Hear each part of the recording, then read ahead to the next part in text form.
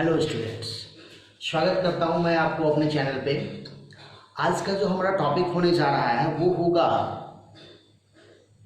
Class 12 का microsporogenesis. काफ़ी important topic होता है ये माइक्रोस्पोरोजेनेसिस। जनरली माइक्रोस्पोरोजेनेसिस हम लोग पढ़ चुके हैं, इसके पहले थोड़ा सा माइक्रोस्कोप मैंने बताया था आपको। तो माइक्रोस्पोरोजेनेसिस जो होता है उसके बारे में काफ़ी इम्पॉर्टेंट कॉन्सेप्ट जो है वो होता है क्या कि आखिर इसका फॉर्मेशन कैसे हो रहा है, मतलब what are the various steps during the formation of microspore. Even microsporogenesis को हम ये भी कह सकते हैं कि it is the process of formation of pollen grains और microspore from the pollen mother से। जो मैंने आपको माइक्रोस्पोरेंजियम का स्ट्रक्चर बताया था उसमें मैंने आपको बताया था स्पोरोजिनस टिश्यू होता था। स्पोरोजिनस टिश्यू जो कि माइक्रोस्पोर का जो चैम्बर था ना उसके सेंट्रल रीजन में पाया जाता था, जिसके चारों तरफ टैपेटम का लेयर होता था, आपको याद होगा। तो टैपेटम के इनर जोन में पाया जाता है क्या, माइक्रोस्पोर मदर सेल, या फिर हम कहते हैं पॉलन मदर सेल। क्या बोलेंगे उसको, माइक्रोस्पोर मदर सेल, या फिर उसी को हम लोग कहेंगे पॉलन मदर सेल। ये नाम दिया जाता है। ये पाया जाता है कहाँ पे, तो स्पोरोजिनस टिश्यू है ना। स्पोरोजिनस टिश्यू जो होता है ना उसी जोन में होता है, ये टैपेटम के अंदर के जोन में पाया जाता है, ठीक ना। तो जनरली क्या होता है कि यही माइक्रोस्पोर मदर सेल या फिर पॉलन मदर सेल, इसी में एक प्रॉपर डिवीजन शुरू होता है ना। और वही डिवीजन जो है वो फाइनली क्या करता है, पॉलन ग्रेन्स का फॉर्मेशन करता है, या फिर हम कह सकते हैं कि माइक्रोस्पोर का फॉर्मेशन करता है। ओके, तो हम लोग इसी सीक्वेंस को पढ़ने जा रहे हैं, है ना। जहाँ पे अगर मैं बताऊं कि इसको डिफाइन कैसे करेंगे माइक्रोस्पोरोजेनेसिस को, तो हम क्या कहेंगे, डेफिनेशन अगर हम लोग देखें तो हम लोग क्या बोलेंगे कि फॉर्मेशन ऑफ माइक्रोस्पोर्स, या फिर इसी का नाम हम लोग क्या देंगे, पॉलन ग्रेन्स, है ना, क्योंकि माइक्रोस्पोर का ही डेवलप्ड फॉर्म जो है वो आपका पॉलन ग्रेन्स है। तो formation of pollen grains from microspore mother cell, है ना। माइक्रोस्पोर मदर सेल से जब पॉलन ग्रेन्स का फॉर्मेशन होता है, this is called microsporogenesis. Now मैंने बताया क्या है कि माइक्रोस्पोर मदर सेल और पॉलन मदर सेल जो होता है एक्चुअली में ये डिप्लॉयड होता है। This is diploid. क्रोमोसोम्स जो होते हैं वो पेयर्ड में होते हैं as a vegetative cell, vegetative cell के जैसा एक्ट कर रहा है ये। लेकिन हम ये भी कहेंगे कि इसमें इसको ये हम ये भी कह सकते हैं कि इसमें मियोसाइट हम बोल सकते हैं इसको। It is a kind of क्या है, मियोसाइट है, अ काइंड ऑफ मियोसाइट। आपको याद होगा मियोसाइट क्या होता है, meiocytes are those cells which undergoes meiosis, which undergoes reduction division। तो इसमें होता है reduction division, इसमें होता है meiosis। तो जब ये meiosis होगा तो क्या बनाएगा, पॉलन ग्रेन्स का। पहले मैं पॉलन ग्रेन्स नहीं लिखूंगा, पहले मैं लिख सकता हूं कि ये माइक्रोस्पोर्स बनाता है, क्योंकि माइक्रोस्पोर मॉडिफाइड करता है पॉलन ग्रेन्स में। पहले ये क्या बनाता है, microspores, and the number of microspores are how much, the number of microspores are 4, क्योंकि meiosis के बाद 4 प्रोडक्ट मिलेगा हमको। so we can also say microspores tetrad। क्या बोलेंगे इसको हम लोग, माइक्रोस्पोर टेट्राड बोलेंगे।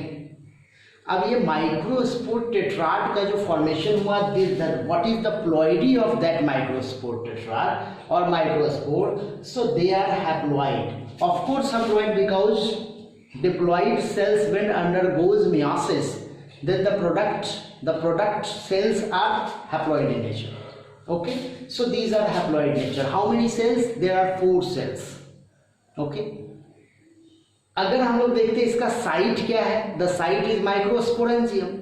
ये कहाँ हो रहा है ये पूरा प्रोसेस, तो माइक्रोस्पोरेंजियम में हो रहा है।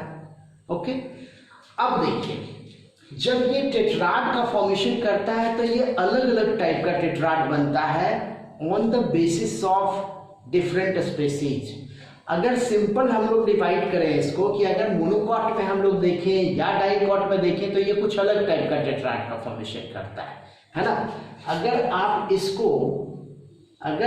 इसको देखोगे किसमें, मोनोकॉट में, तो मोनोकॉट में आपको क्या मिलेगा कि 10 सेक्वेंसल, मतलब एक्चुअली में जो माइक्रोस्पोर मदर सेल जो होता है ना उसका डिवीजन जब होता है तो जो प्रोडक्ट आते हैं दीज आर माइक्रोस्पोर टेट्राड। उसका अरेंजमेंट कुछ इस टाइप का होता है, it is called as isobilateral arrangement. इसको हम लोग क्या बोलते हैं, आइसोबाइलेटरल अरेंजमेंट। इस टाइप का अरेंजमेंट आपको मिलेगा।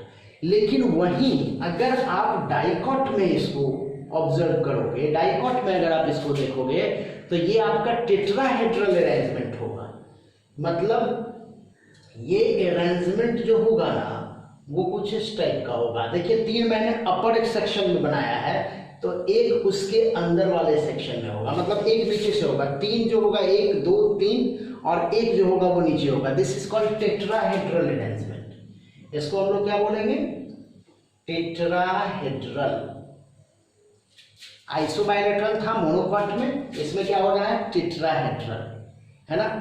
तो जब देखो सक्सेसिव एक्चुअली में क्या होता है ना कि मियोसिस फर्स्ट और मियोसिस सेकेंड, अगर मियोसिस फर्स्ट के बाद डायरेक्टली डिवाइड कर जाए सेल, मतलब साइटोकाइनेसिस हो जाए, या फिर after meiosis first and meiosis second then cytokinesis अगर ऐसा भी होता है तो कुछ इसी हिसाब से ये डिवीजन बांटा गया है। ओके, अब इंपॉर्टेंट बात ये है कि ये सबसे मोस्ट कॉमन है। सबसे मोस्ट कॉमन जो अरेंजमेंट होता है after the process of microsporogenesis, that arrangement is tetrahedral.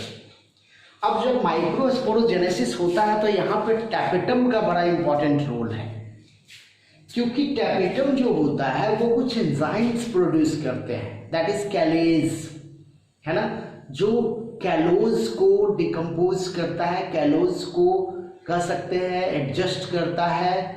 और पहले शुरू में जब इनिशियल कंडीशन में माइक्रोस्पोर मदर सेल का फॉर्मेशन होता है ना, we can not say it pollen grains, हम लोग इसको पोलन ग्रेन्स नहीं कर सकते क्योंकि they are attached together by the some special type of chemical that is called callose, है ना, कैलोज से अटैचमेंट होता है उसका। ओके, साथ ही साथ उसके ऊपर स्पोरोपोलेनिन का फॉर्मेशन होता है। दिस ऑल आर, ये एक्चुअली में सारा रोल किसका है, तो ये सारा रोल जो है ना वो किसका है, टैपेटम का। आपको याद होगा ये क्या होता है, डेंस साइटोप्लाज्मिक स्ट्रक्चर पाया जाता है जस्ट स्पोरोजिनस टिश्यू के चारों तरफ, जिसका बहुत सारा पर्पस होता है ना। तो ये क्या क्या कर सकता है, ये एग्जाइम का फॉर्मेशन करता है, ये पॉलन किट बनाता है, ये स्टिकी लेयर ओवर द कह सकते हैं बनाता है किसके ऊपर, पॉलन ग्रेन्स के ऊपर, जिसकी वजह से वो एक दूसरे से एसोसिएटेड होते हैं। ओके, तो अगर हम लोग बात करते हैं सबसे पहले टैपेटम से जो प्रोड्यूस होता है दैट इज स्पोरोपोलेनिन। तो देखिए टैपेटम एक स्पेशल टाइप का सब्सटेंस रिलीज करता है that is called Abish granule. क्या बोलते हैं उसको,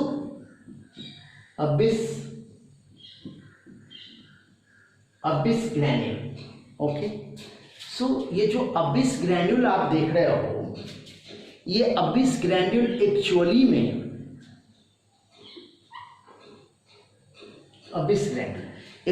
ये अबिस ग्रैन्यूल जो होता है यही सिंथेसाइज करता है किसका,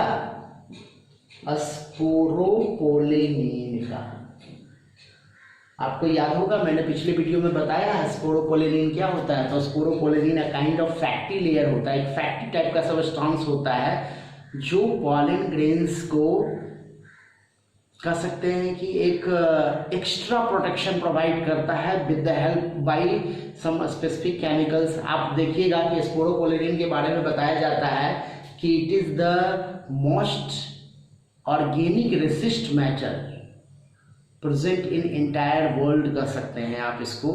ये एक बहुत ही रेसिस्ट ऑर्गेनिक मैटर है जो न तो किसी एंजाइम से, न ही किसी एसिड से, न ही किसी बेस से, किसी से भी ये डिकम्पोज नहीं होता। इवन पॉलन ग्रेन्स के फॉसिलाइजेशन में भी इसका बहुत इंपॉर्टेंट रोल माना जाता है ना। स्पोरोपोलेनिन जो आउटर मोस्ट लेयर होता है, ये सबसे आउटर मोस्ट लेयर है कि ये आपके पॉलन ग्रेन्स के ऊपर, और ये लेयर जो होता है वो बेसिकली फैटी सबस्टांस का बना हुआ होता है जो हाईली रेसिस्ट मैटर है। Highly resist matter against what? different types of chemicals like acid, base, enzymes. They are not able to decompose sporopollenin. Okay, ठीक ना। तो स्पोरोपोलेनिन ये क्या होता है, कहाँ पाया जाता है?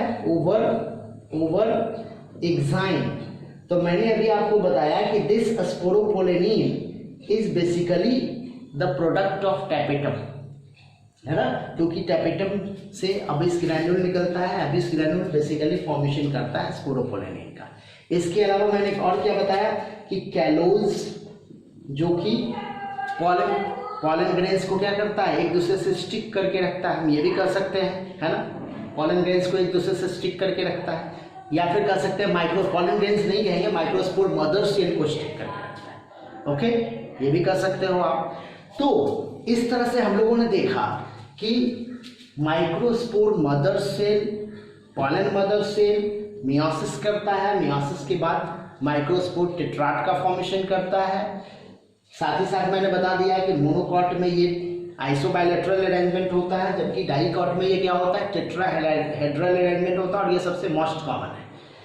नेक्स्ट मैंने आपको इंपॉर्टेंट बात बताई क्या, कि जो स्पोरोजिनस सेल्स होते हैं उसके चारों तरफ टैपेटम का लेयर पाया जाता है। That layer is actually made up of various types of cells which are binucleated, diploid भी हो सकता है, मल्टीन्यूक्लिएटेड भी हो सकता है। इवन हम कह सकते हैं कि डेंस साइटोप्लाज्मिक होता है ना। अब इम्पॉर्टेंट बात यह है कि उससे बहुत सारे मैटर रिलीज करते हैं, जैसे एग्जाइन का जो मैटर होता है स्पोरोपोलेनिन, जो अबिस ग्रैन्यूल के द्वारा रिलीज किया जाता है। और स्पोरोपोलेनिन जो होता है वो मैंने बताया उसके बारे में कि it is a kind of highly resist organic matter which can not decomposes by any enzyme, any acid, any basis. Even this matter is responsible for fossilization of the pollen grains, है ना। ये सब बातें हो गई। अब अगला बात जो हम लोग करते हैं कि ये जो पॉलन ग्रेन्स क्या होता है, ये तो हम लोगों ने बोला माइक्रोस्पोर मदर सेल के बारे में। अब बात करते हैं पॉलन ग्रेन्स के बारे में।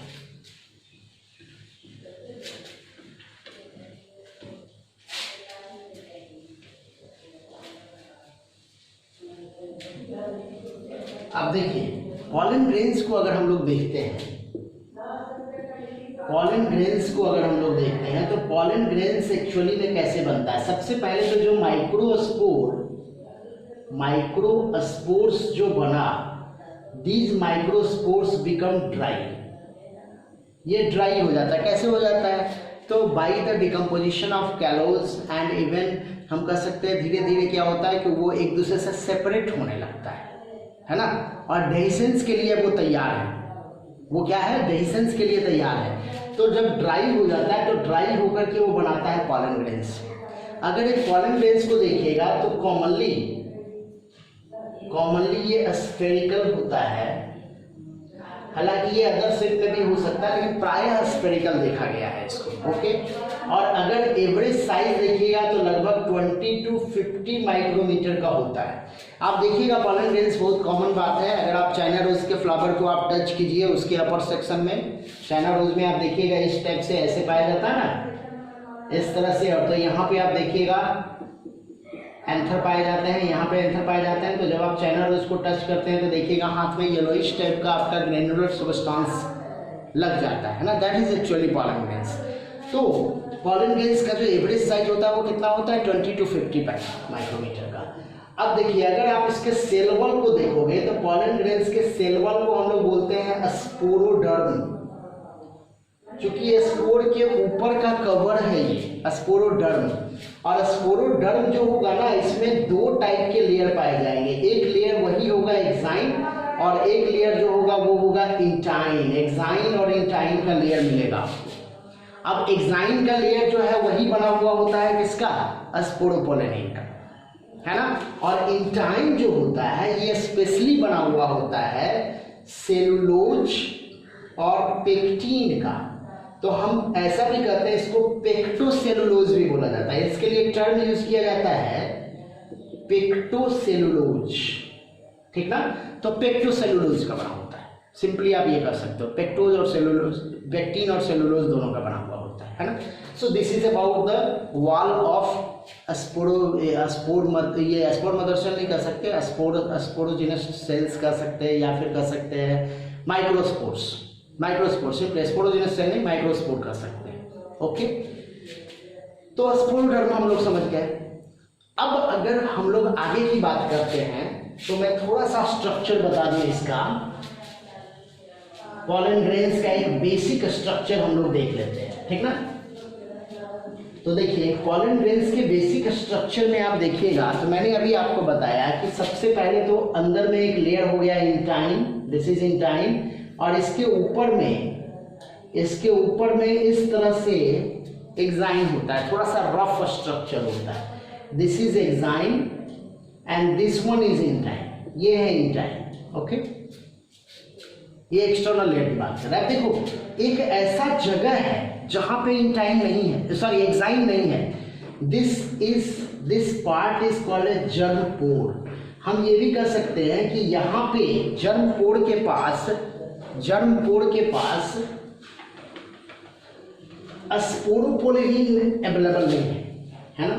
इस रीजन में एक्साइन नहीं है, या फिर कहेंगे स्पोरोपोलेनिन नहीं है ना। तो उसको हम लोग बोलेंगे जर्म पोर, ठीक। अब ये जर्म पोर के बारे में इंपॉर्टेंट बात, अगर आप मोनोकॉट में जनरली देखोगे, जर्म पोर की मैं बात कर रहा हूं, मोनोकॉट में इसको जर्म फ्यूरो बोला जाता है। क्या बोला जाता है? Germ furrow.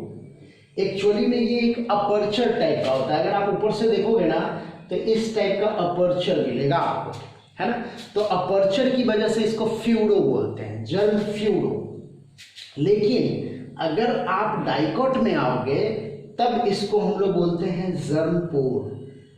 डाइकॉट में इसको क्या बोलेंगे? जर्म पोर, क्योंकि ये एक होल टाइप का होता है, इस तरह से होल टाइप का होता है, जर्म पोर। क्लियर है? अभी एक और इंपॉर्टेंट बात समझ लीजिए, अगर हम लोग मोनोकॉट की जर्म पोर की बात करें, सॉरी जर्म फ्यूरो की बात करें, तो बोला जाता है कि इसमें मोनोकॉल्पेट होता है। क्या बोलते हैं इसको? मोनोकॉल्पेट। देखिए इसके लिए टर्म हो रहा है मोनोकॉल्पेट। मोनोकॉल्पेट कहने का मतलब क्या हो गया? There is single germ furrow present, एक ही जर्म फ्यूरो होगा। लेकिन अगर आप डाइकॉट में आइएगा, तो ये बाइकॉल्पेट हो सकता है या ट्राइकॉल्पेट हो सकता है। डाइकॉट में ये क्या हो सकता है? बाइकॉल्पेट या फिर ट्राइकॉल्पेट। कहने का मतलब क्या कि there are two sides where there is germ pore. दो ऐसा साइट है जहां पे जर्म पोर है। ट्राइकॉल्पेट में क्या हो जाएगा? देयर आर थ्री साइट, तीन ऐसा साइट होगा जहां पे आपको एक साइन नहीं मिलेगा। देखिए एक साइड ये हो गया, एक साइड ये हो गया, एक साइड ये हो गया। This is called tricolpate. Okay, तो ये मोस्टली पाया जाता है डाइकॉट में, मोनोकॉल्पेट पाया जाता है बेसिकली किसमें? तो मोनोकॉट। ओके, क्लियर है बात? आगे बढ़ते हैं हम लोग। अब एक और बात कर लेते हैं, दैट इज पॉलन किट का, है ना। क्योंकि पॉलन किट का भी फॉर्मेशन जो होता है ना, ये आपका टेपिटम ही करता है। तो हम लोग देख लेते हैं थोड़ा सा उसके बारे में कि पॉलन किट जो होता है उसका एक बेसिक थोड़ा सा स्ट्रक्चर हम लोग देख लेते हैं। अब देखिए पॉलन किट कहने का मतलब क्या हो गया? There are number of pollen grains are attached together. बहुत सारे पॉलन ग्रेन्स अटैच होते हैं एक स्पेसिफिक स्ट्रक्चर में, दैट इज कॉल्ड ट्रांसलेटर। अगर मैं उसका स्ट्रक्चर बनाऊं तो देखिए कुछ इस टाइप का स्ट्रक्चर होता है। देखिए कुछ इस टाइप का स्ट्रक्चर होता है। Pollen grains are available at this region. Pollen grains जो होगा ना वो इस रीजन में पाया जाएगा। यहाँ पे पॉलन ग्रेन्स होगा। एंड दिस स्ट्रक्चर, ये जो स्ट्रक्चर आप देख रहे हो, ये स्ट्रक्चर एक्चुअली में कहा जाता है कॉर्पस्कुलम। क्या बोलते हैं इसको? कॉर्पस्कुलम। और ये जो स्ट्रक्चर आप देख रहे हो, नीचे वाला जो स्ट्रक्चर है जिसमें कि pollen grains are associated together, एक दूसरे के साथ रहता है, दैट इज कॉल्ड पोलिनियम। इसको बोलते हैं पोलिनियम। ये हो गया कॉर्पस्कुलम, ये हो गया pollinium. And both corpusculum and pollinium are associated together, they are considered as translator. क्या बोलेंगे उसको हम लोग? ट्रांसलेटर। इसमें क्या होता है? Polonium plus कॉर्पस्कुलम। कॉर्पस्कुलम और पोलिनियम को एक साथ जब हम लोग देखते हैं ना, दैट इज कॉल्ड ट्रांसलेटर। इसका सबसे अच्छा एग्जांपल मैं आपको दे दूं, दैट इज कैलोट्रोपिस। कैलोट्रोपिस में आप देखिएगा इस टाइप का स्ट्रक्चर पाया जाता है ना, तो ये जो है ना, ये जो स्ट्रक्चर, इसी में पॉलन ग्रेन्स अवेलेबल होता है। ओके, ठीक है।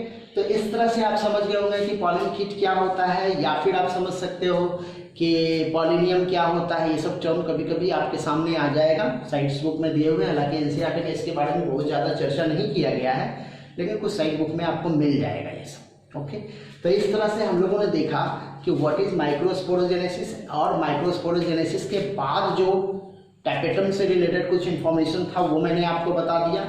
स्पोरोपोलिनिन आप समझ गए, इंटाइन क्या चीज़ का बना होता है ये आप समझ गए, स्पोरोडर्म क्या होता है, ये सब टर्म इंपॉर्टेंट बनता है आपके लिए, है ना। पॉलन किट क्या होता है, प्लस अच्छा, पॉलन किट की जरूरत, इसकी जरूरत कब पड़ती है? दो कंडीशन है, स्पेशली मेन दो कंडीशन क्या है? Entomophilous condition. एंटोमोफिलस कंडीशन कहने का मतलब क्या होता है? When pollen grains are transported by insect, है ना। जब इंसेक्ट के थ्रू पॉलन ग्रेन्स ट्रांसपोर्ट होता है, then that condition is called as entomophilous, है ना। और एंटोमोफिलस कंडीशन के लिए ही जरूरत पड़ता है एग्जाइन का क्या होना चाहिए? खुरदरा होना चाहिए, थोड़ा सा रफ होना चाहिए, या फिर वो इस फॉर्म में होना चाहिए। पॉलन ग्रेन्स इस फॉर्म में होना चाहिए, इसकी वजह से वो आसानी से ट्रांसपोर्ट हो जाता है इंसेक्ट के द्वारा। ओके, क्लियर है। तो इस तरह से हम लोगों ने समझ लिया माइक्रोस्पोरोजेनेसिस। इसके बाद का जो हमारा वीडियो होगा वो होगा किसके बारे में? वो हमारा होगा स्पेशली मेल गैमेटोफाइट के बारे में, मतलब हम लोग पॉलन ग्रेन्स के इंटरनल स्ट्रक्चर को देखें। ओके, तो बहुत बहुत धन्यवाद आप लोगों का इस चैनल पे कंटिन्यूअस बने रहने के लिए। Thank you.